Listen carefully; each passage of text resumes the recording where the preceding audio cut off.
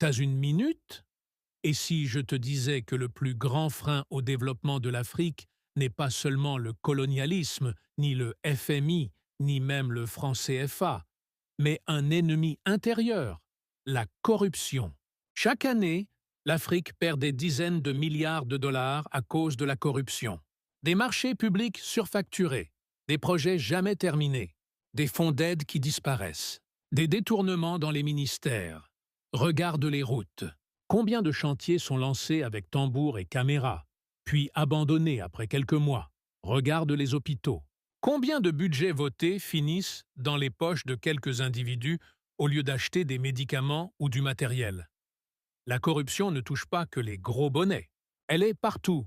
Du petit billet qu'on donne pour accélérer un dossier à la grande fraude qui détourne des millions. Et à chaque fois, c'est le peuple qui paie.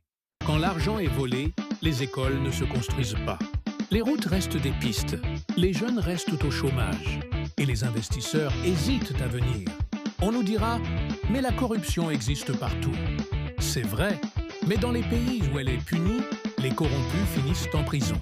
Chez nous, ils finissent au gouvernement. Regarde autour de toi. Combien de ministres, de députés, de directeurs généraux sont accusés de détournement mais restent en fonction? Combien reviennent même en héros après avoir été jugés coupables? Et le pire, c'est que la corruption tue. Elle tue quand un hôpital manque de matériel parce que le budget a été détourné. Elle tue quand une route mal construite s'effondre. Elle tue quand un jeune diplômé sans réseau reste au chômage parce qu'un poste a été vendu. Alors la question est simple. Jusqu'à quand allons-nous tolérer cela? Jusqu'à quand allons-nous applaudir les voleurs parce qu'ils sont de notre ethnie, de notre parti ou de notre religion? La corruption n'a pas de tribu, elle n'a pas de couleur, elle n'a pas de religion. C'est un cancer qui détruit tout un continent. Si nous voulons une Afrique forte, il faut exiger des comptes. Protéger les lanceurs d'alerte. Refuser de payer les pots de vin. Cesser de voter pour les voleurs. Parce qu'un pays où l'impunité règne ne peut jamais avancer.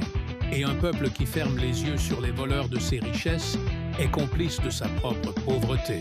Alors qu'on arrête de nous mentir. Tant que la corruption sera notre mode de vie, nos rêves resteront des discours. Alors abonne-toi, parce qu'ici, on dénonce les voleurs de demain. On défend la justice et on réveille les consciences africaines.